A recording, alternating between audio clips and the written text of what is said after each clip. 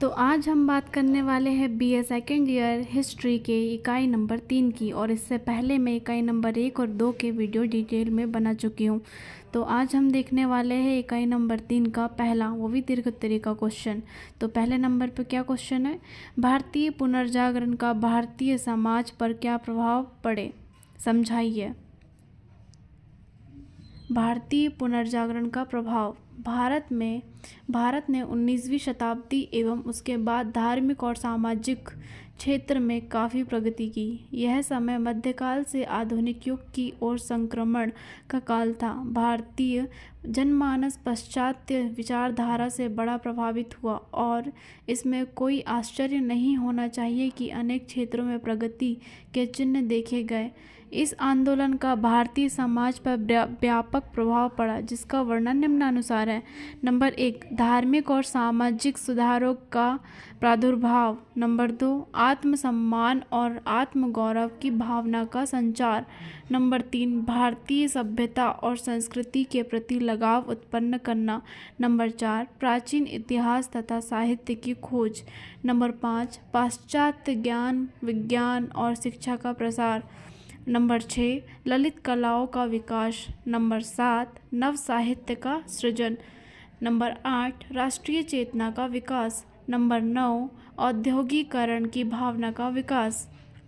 प्रश्न नंबर 2 है हमारा, और मैं फुल डिटेल में इसलिए नहीं पढ़ रही हूँ क्योंकि आप वीडियो रोक के फुल डिटेल में पढ़ सकते हो, पर मुझे इस यूनिट के सारे क्वेश्चन और उसके आंसर भी डालने होते हैं और वीडियो लंबा ना हो जाए, इसलिए मैं इसके जो मेन टॉपिक्स है वो बस पढ़ लेती हूँ। और आप अगर एग्ज़ाम है आपके कल परसों एकदम अर्जेंट में आप ये PDF या वीडियो खोल रहे हो, तो आप इसके जो पॉइंट है, मेन पॉइंट, वो भी पढ़ के अपने हिसाब से इसकी डिटेल लिख सकते हो। यहाँ परीक्षा में कहीं पे भी ये लिखा नहीं होता है कि आपको सिर्फ 2020 के क्वेश्चन या फिर आपको बुक के क्वेश्चन ही लिखना है। तो आप अपने हिसाब से, आप जो सोचते हो, जिस प्रकार से आपकी मतलब आप जिस भी हिसाब से वो सोच पाते हो वैसा भी लिख सकते हो। और एक्सटर्नल्स या जो एग्ज़ामिनर है वो उतना नहीं देखते कि बच्चा कैसे लिख रहा है, उनको बस चाहिए कि बच्चा लिख रहा है अपने शब्दों में, उसको कितना पता है वो देखी जाती है और नंबर अच्छे खासे मिल जाते हैं। तो प्रश्न नंबर 2 है, 1857 ईस्वी के स्वतंत्रता संग्राम की प्रकृति अथवा स्वरूप पर प्रकाश डालिए।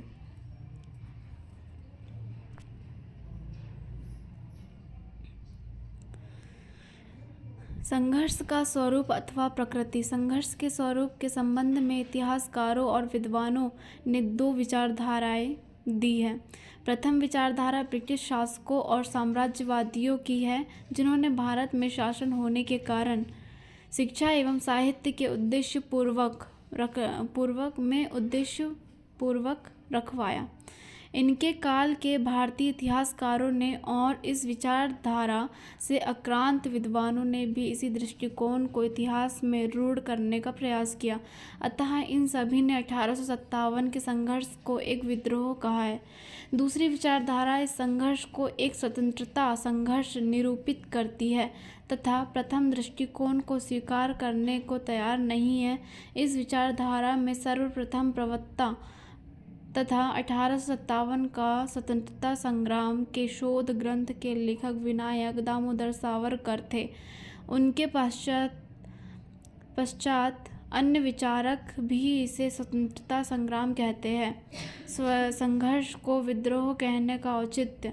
इस संबंध में एक सामान्य विचारधारा यह है कि किसी सत्ता के खिलाफ संघर्ष को विद्रोह कहा जाता है, परंतु यह विचारधारा नितांत भ्रमपूर्ण, मिथ्या और अनुचित है। अतः विद्रोह कहने के औचित्य के संबंध में निम्न तर्क दिए जा सकते हैं।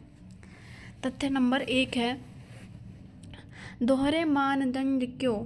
अंग्रेज और विद्वानों ने सत्ता के खिलाफ संघर्ष को यदि विद्रोह माना है, तो अंग्रेज सदैव ही भारतीय सत्ताओं से 1857 से ही संघर्ष करते चले आ रहे थे, परंतु कभी किसी अंग्रेज या अंग्रेज समर्थक भारतीय ने ब्रिटिश राज्यकर्ताओं को विद्रोह नहीं कहा। उन्होंने मुगल सम्राट के खिलाफ संघर्ष किया, नवाबों के राज्यों पर आक्रमण किए, परंतु भारतीयों को अंग्रेजों के खिलाफ लड़ने का कारण विद्रोह कहा जाता है। अतः यह प्रश्न उठता है कि मापदंड दोहरे क्यों है? इससे उनकी नियत पर संदेह होता है तथा इन तर्ककर्ताओं को उन्हें षड्यंत्रकारी, धूर्त, चालाक और स्वार्थी समझने के लिए विवश करता है। अन्यायी और विदेशी सत्ता से संघर्ष, विद्रोह नहीं। सर्वप्रथम तो अंग्रेजों ने भारतीयों के राजा, नवाब और सम्राट से युद्ध किए, अर्थात स्वदेशी सत्ता से संघर्ष किया। भारतीयों ने अंग्रेजों को न कभी बुलाया, न प्रथम आक्रमण किया, न अंग्रेज यहाँ के सत्ताधीश थे। अतः अंग्रेज विद्रोही थे। अंग्रेज भारत में विदेशी थे। वे भारत के व्यापारिक और साम्राज्यवादी उद्देश्यों को पूरा करने आए थे। उन्होंने भारतीयों को बुरी तरह लूटा, धन छीना, अत्याचार किए, भेदभाव किए, उनका धर्म बदला। अतः एक और अंग्रेज विदेशी थे तथा दूसरी ओर अन्यायी थे तथा भारतीयों की स्वतंत्रता का हनन करने वाले थे। अतः उनसे संघर्ष करना विद्रोह कभी नहीं हो सकता। किसी अन्यायी सत्ता के खिलाफ जो संघर्ष के व्यक्तियों की ही क्यों न हो, संघर्ष करना एक धर्म होता है, कर्तव्य होता है। जो जाति या व्यक्ति ऐसा नहीं करते, इतिहास और उत्तराधिकारी उनका कभी सम्मान नहीं करते। अतः विदेशियों की विद्रोह की परिभाषा असत्य पर आधारित है। भारतीय स्वतंत्रता संग्राम पर राष्ट्रीय संग्राम का स्वरूप अथवा प्रकृति।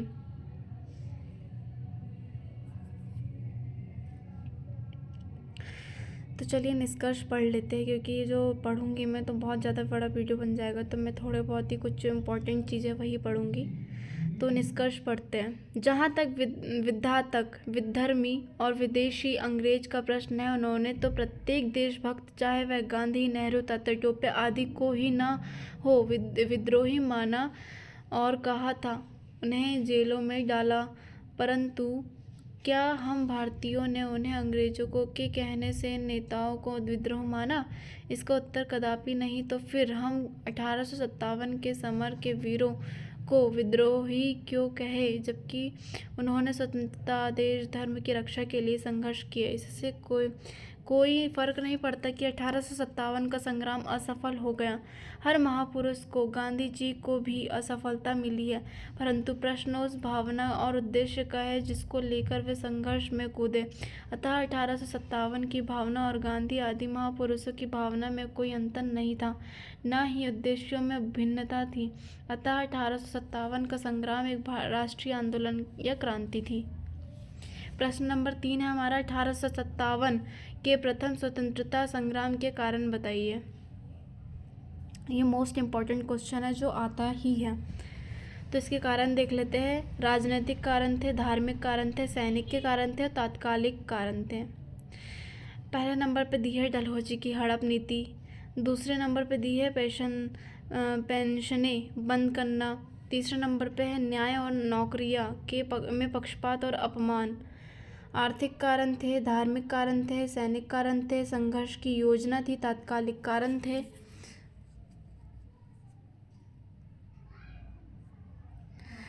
प्रश्न नंबर 4 है हमारा, 1857 ईस्वी की क्रांति के परिणाम बताइए। तो क्या क्या परिणाम हुए थे? कंपनी में शासन का अंत हुआ था। 1861 ईस्वी का अधिनियम पारित हुआ था। राष्ट्रीयता की भावनाओं का विकास हुआ था। आर्थिक व्यवस्था में परिवर्तन हुआ था। भारतीय सेना के संगठन में परिवर्तन हुआ था। देशी राज्यों के प्रति ब्रिटिश सरकार की नीति में परिवर्तन हुआ था। भारतीय और अंग्रेजों के बीच संबंधों का कटु होना।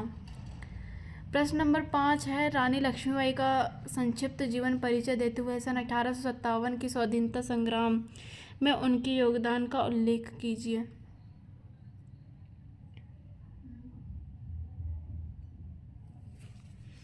तो देखते हैं जीवन परिचय। रानी लक्ष्मीबाई का जन्म वाराणसी जिले में के भदैनी नामक ग्राम में 19 नवंबर 1828 को हुआ था। उनका बचपन का नाम मणिकर्णिका था, परंतु प्यार से उन्हें मनु कहा जाता था। उनकी मां का नाम भागीरथी बाई तथा पिता का नाम मोरोपंत तांबे था। मोरोपंत एक मराठी थे और मराठा बाजीराव के सेवा में थे। जब मनु का जन्म हुआ था तो उस समय ज्योतिषियों ने कहा था कि यह लड़की बड़ी भाग्यशाली है। आगे चलकर यह जरूर राजरानी होगी। तब कौन कह सकता था कि ज्योतिषियों की यह बात सच साबित होगी और आगे चलकर यही लड़की झांसी की रानी बनी। मनु 3 से 4 वर्ष की ही थी कि उसकी माता का देहांत हो गया। पत्नी की मृत्यु के बाद मोरोपंत बड़े दुखी हुए। उन्हें चिंता सताने लगी कि वह तो राजकीय कामकाज में व्यस्त रहते हैं, बच्चे की देखभाल कौन करेगा। काफ़ी सोच विचार के बाद मोरोपंत मनु को अपने साथ लेकर पेशवा बाजीराव के पास बिठूर आ गए। बाजीराव के 2 पुत्र थे, नाना साहब और राव साहब। मनु इन दोनों के साथ खूब खेलती थी। दोनों ने मनु को अपनी बहन बना लिया था। नाना साहब और राव साहब के साथ मनु हथियार चलाना भी सीखने लगी। थोड़ी ही दिनों में उसने तलवार चलाना, भाला बर्छी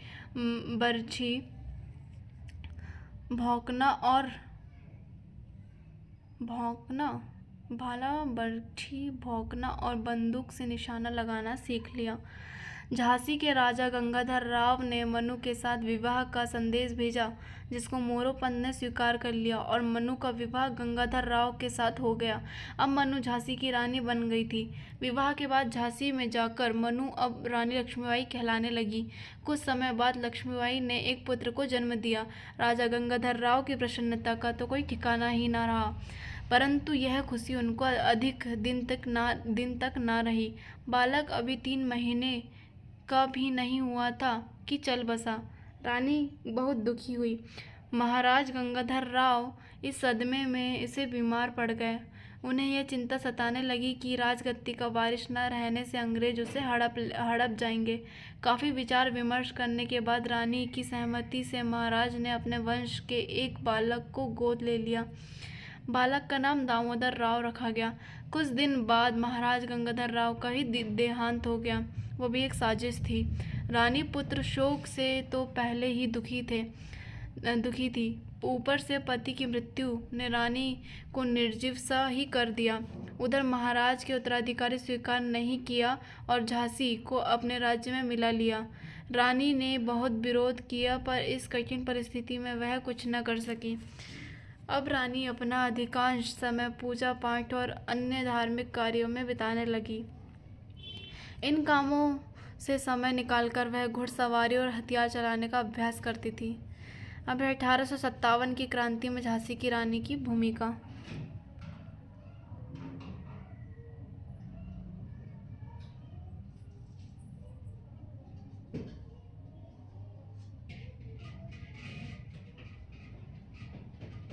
प्रश्न नंबर 6 हमारा, रानी अवंतीबाई का संक्षिप्त जीवन परिचय तथा सन 1857 के स्वाधीनता संग्राम में उनकी योगदान का उल्लेख कीजिए। तो रानी अवंतीबाई के बारे में फुल डिटेल दी हुई है।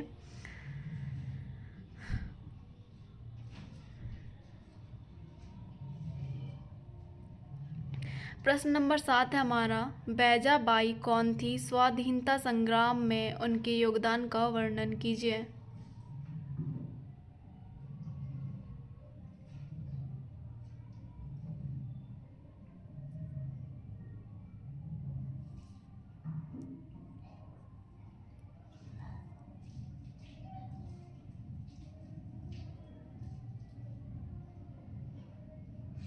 प्रश्न नंबर 8 है हमारा, प्रथम स्वतंत्रता संग्राम सन 1897 में सांप्रदायिक सद्भाव पर एक लेख लिखिए, जो आप आपके शब्दों में भी लिख सकते हो।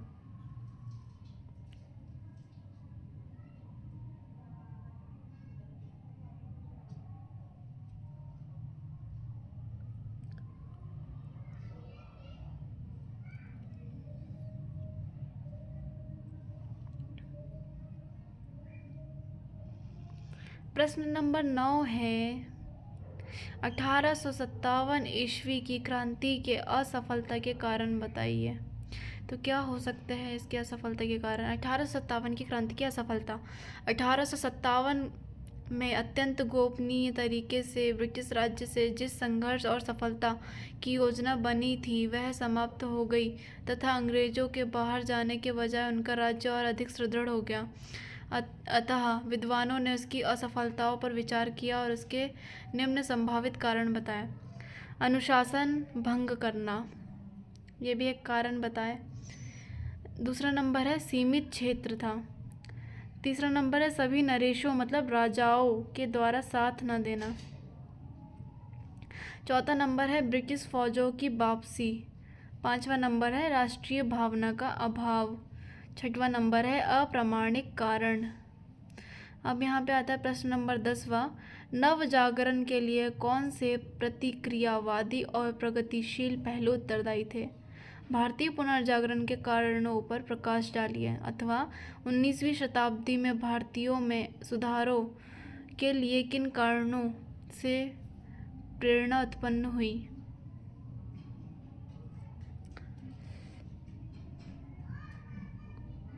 राजनीतिक एकता, ब्रिटिश शासन का राजनीतिक अन्याय, आर्थिक शोषण,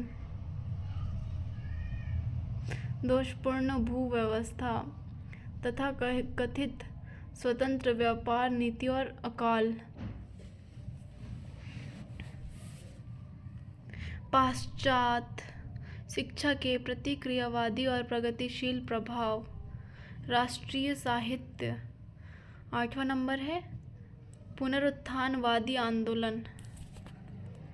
तो ये पुनरुत्थानवादी आंदोलन क्या होता है एक बार देख लेते हैं। इस शताब्दी में भारत में पुनरुत्थान आंदोलनों का उदय हुआ जिन्होंने हिंदू समाज के दोषों, हीन भावना, अंधविश्वासों को दूर कर प्रगति, एकता, संगठन, स्वतंत्रता का संदेश दिया। ब्रह्म समाज, आर्य समाज, रामकृष्ण मिशन, थियोसॉफी, अलीगढ़ आंदोलन, देवबंद आंदोलन, सिंह सभा ने पुनर्जागरण के उद्देश्यों को बड़ी कुशलता से पूरा किया। प्रश्न नंबर 9 पॉइंट नंबर 9 है धर्म परिवर्तन और ईसाई धर्म का प्रचार किया। निष्कर्ष ये निकलता है इस क्वेश्चन का, भारतीय पुनर्जागरण में जहां ब्रिटिश काल में प्रतिगामी और प्रगतिशील पहलुओं की महत्वपूर्ण भूमिका थी, वहीं भारतीयों के देश प्रेम, राष्ट्रीयता और पुनरुत्थानवादी नेतृत्व और उनकी संस्थाओं की भी अत्यंत महत्वपूर्ण भूमिका थी, जिसने भारतीयों में आत्मगौरव के साथ आत्मनिर्भरता, उन्नति और संघर्ष की भावनाएं भरी। प्रश्न नंबर 11 है राम मोहन राय की जीवन और कार्यों पर प्रकाश डालिए।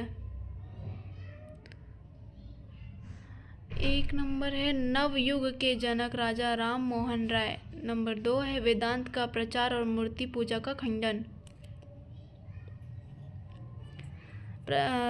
तीसरा पॉइंट है पश्चिमी ज्ञान के समर्थक परंतु दोषों के आलोचक। पॉइंट नंबर 4 है सामाजिक सुधारों के वाहक। पॉइंट नंबर 5 है राजा राम मोहन राय द्वारा सामाजिक सुधारों की घोषणा। पॉइंट नंबर 6 है प्रखर देशभक्ति से अंग्रेजों को पराजित किया।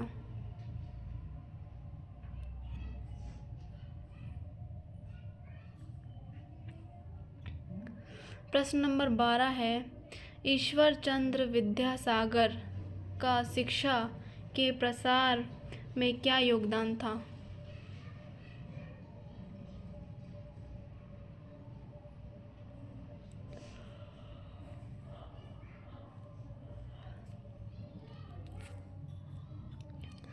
इसमें कुछ पॉइंट्स दिए हुए हैं इनके बारे में। शिक्षा के प्रसार में योगदान दिया था इन्होंने, स्त्री शिक्षा के प्रसार में भी योगदान दिया था इन्होंने, विधवा विवाह का भी प्रचार और समर्थन किया था इन्होंने, बहु विवाह के विरुद्ध आंदोलन किया था।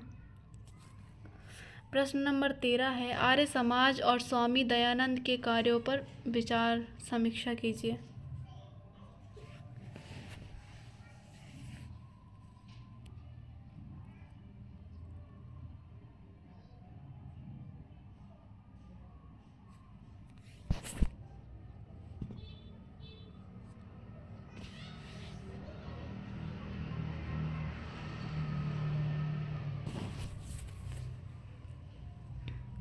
तो पॉइंट नंबर 4 में दिया हुआ है आर्य समाज के 10 आदर्श। वेदों के संबंध में स्वामी जी ने 10 आदर्शों को भारतीयों के सम्मुख रखा, जिस पर आर्य समाज की नींव रखी गई।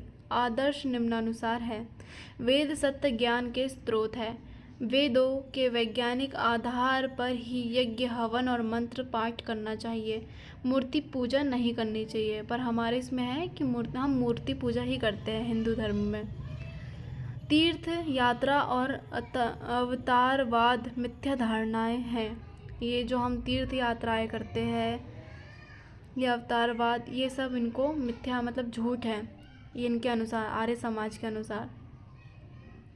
कर्म, पुनर्जन्म और आगम निर्गमन वैज्ञानिक है। एकेश्वर और निराकार में आस्था रखना चाहिए। स्त्री शिक्षा का प्रसार पूरी शक्ति से करना चाहिए। ये तो अच्छा है कि स्त्री शिक्षा का प्रसार पूरी शक्ति से करना चाहिए। बाल विवाह तथा बहुविवाह को वर्जित करना चाहिए। विशेष दशाओं में विधवा विवाह उचित है। हिंदी और संस्कृत भाषाओं का प्रचार और प्रसार करना चाहिए, ये भी अच्छा है। आर्य समाज और सामाजिक सुधार पॉइंट नंबर 5 है। पॉइंट नंबर 6 है स्वतंत्रता और स्वराज की मांग। तो प्रश्न नंबर 14 है सामाजिक एवं धार्मिक सुधार आंदोलनों में रामकृष्ण मिशन एवं स्वामी विवेकानंद के योगदान का वर्णन कीजिए।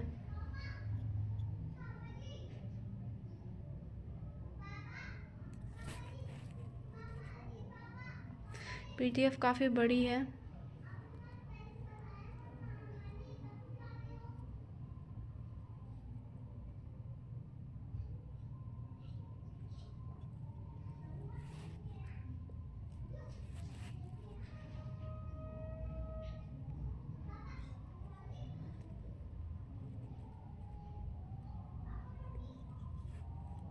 प्रश्न नंबर 15 है भारत में महिलाओं के उत्थान हेतु किए गए प्रयासों पर एक लेख लिखिए।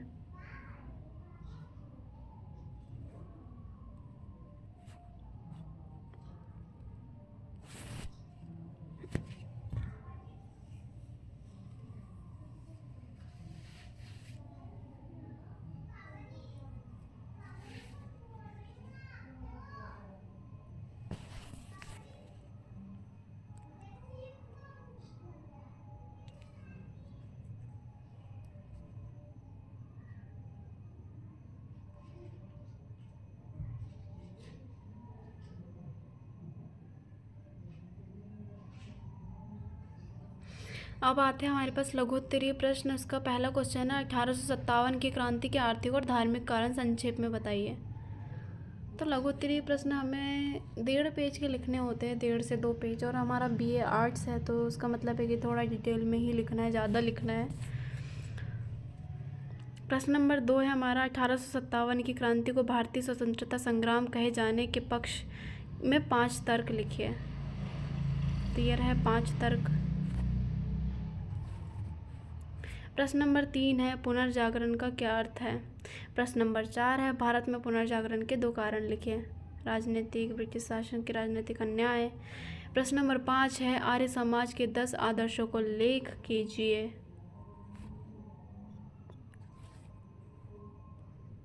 प्रश्न नंबर 6 है ब्रिटिश काल में महिलाएं किन सामाजिक कुरीतियों से पीड़ित थी। तो किन सामाजिक कुरीतियों से पीड़ित थी महिलाएं। ब्रिटिश शासन में महिलाओं की स्थिति। भारतीय समाज ब्रिटिश काल में मध्ययुगीन धार्मिक उद्देश्य वाली मानसिक प्रवृत्तियों से घिरा हुआ था। समाज में महिलाओं की स्वतंत्रता की मान्यता प्राप्त नहीं थी। उनकी स्थिति बहुत शोचनीय थी।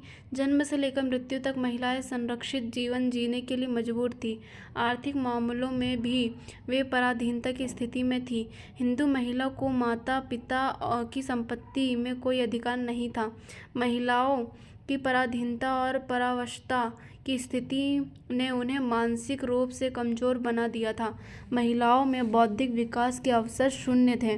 संक्षेप में कहा जा सकता है कि महिलाओं को समाज में वैसा सम्मानपूर्ण स्थान नहीं था जिसकी वे अधिकारी थी।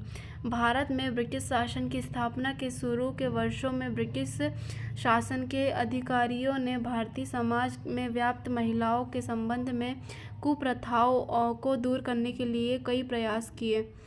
वे हिंदू समाज में व्याप्त सामाजिक कुप्रथाओं की निंदा करते थे और महिलाओं की दुर्दशा और पीड़ा उनकी को समझते थे।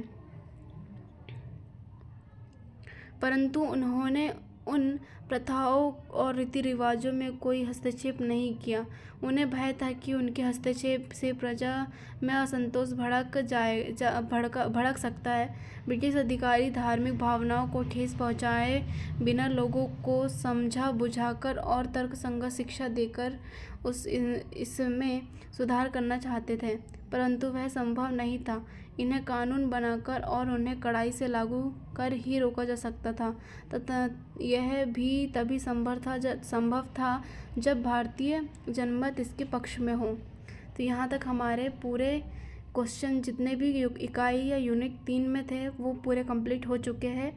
और बीच के कुछ क्वेश्चन मैंने पढ़ के नहीं बताई क्योंकि वीडियो शायद बहुत ज़्यादा लंबा बन जाता, और मैं नहीं चाहती थी कि इतना लंबा वीडियो बने और आप लोग मतलब यूट्यूब पे ही अपना टाइम बिताओ। तो मैं चाहती थी कि आप एकदम मेन पॉइंट पढ़ के भी, अगर एमरजेंसी के लिए मतलब कोई पढ़ रहा है तो वो बहुत जल्दी इसके जो मेन पॉइंट्स देख के भी एग्ज़ाम दे सकता है और बहुत अच्छे नंबर ले सकता है। तो यहाँ पे हमारी यूनिट नंबर 3 ख़त्म होती है और मैं अगले वीडियो में यूनिट नंबर 4 बनाऊँगी, जो कि बहुत ही छोटी यूनिट है और जिसमें बहुत ज़्यादा इंपॉर्टेंट क्वेश्चंस हैं हमारे। तो जब तक के लिए आप इस यूनिट का रिवीजन करिए और मिलते हैं नेक्स्ट वीडियो में। Thank you.